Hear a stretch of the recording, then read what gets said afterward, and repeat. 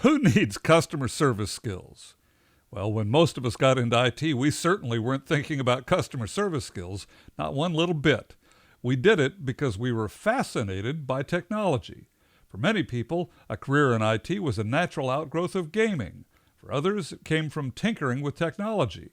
When I was a child, I was fascinated with electronics, and I even built a radio station in my backyard. The signal only went about a block, but I was on the air. When we got into tech careers, nobody told us that in addition to being technologists, we would also have to work successfully with people. Sometimes we even have to act as therapists, mediators, and counselors to help an embarrassed, frustrated, or angry end user or a coworker. Well, here are 3 of the toughest customer service skills to master, and the first is patience. Think of the times when you were struggling with something that you just didn't understand. Recall how the person helping you was either patient with you as you worked through your struggle or impatient with you, which only added to your struggle. The person who was impatient probably exacerbated the issue by making you feel nervous, anxious, and frustrated. Well, that in turn made it harder for you to concentrate on doing what needed to be done. The person who was patient with you, on the other hand, helped calm your nerves so you were better able to concentrate on doing your part to resolve the issue. The customer service skill of patience is tough to master because we've become accustomed to instant gratification. Our world moves so quickly, and we see others acting impatiently. I've noticed, however, when I'm more patient with myself, it's an act of self-compassion. I feel more relaxed and more in control. Similarly, when I'm more patient with others, I'm also more relaxed, less judgmental, and, frankly, easier to be around. I also find that others are more receptive to my ideas and suggestions. To be more patient, start by being aware. Be aware of when you begin to feel impatient. Notice how it feels. Then work on being intentional about changing your reaction. Take a deep breath. Think about how you wanted someone to be patient with you in the past. Now, don't expect change to happen instantly.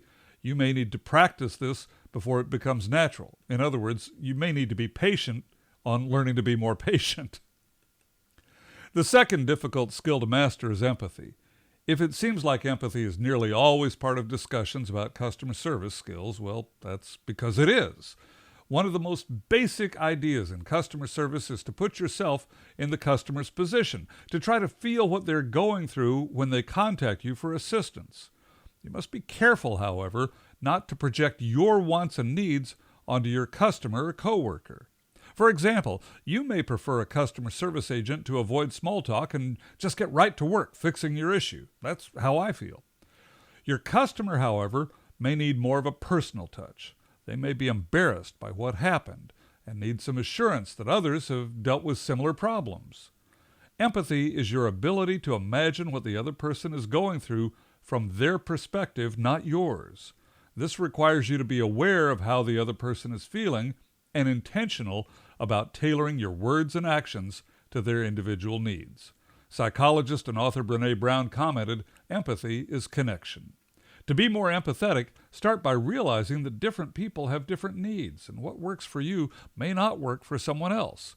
Yes, think about what you would want if you were in the other person's position, and also pay attention to the clues that they give about how they want to be treated. Adjust your approach based on the needs of your customer or coworker. The third difficult skill is to become a better listener. Now, you may be getting tired of listening to me talk about listening. Good listening skills, however, really are that important. Here are 3 keys to being a good listener. Number 1, focus on understanding and remembering what the speaker is saying. Number 2, be patient and let the speaker finish what they're saying. And number 3, don't interrupt or talk on top of the speaker. Of course, there's more to being a good listener than that, but if you start using just those 3 tips, you'll be light years ahead of most people. Now, you could also work on active listening skills where you're engaged with the speaker by asking relevant questions and acknowledging what they're saying. One of the tests of whether you're using active listening skills is whether you understand the speaker's message and remember it later.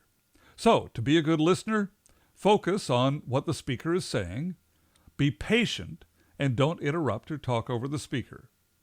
How to improve your customer service skills? Well, you can improve your customer service skills by being aware of those times when you're impatient with a customer or a coworker, when you don't consider how the other person feels or what they need when they come to you for help, and those times when you interrupt someone or talk over them. You may need to practice awareness for a while before it becomes natural.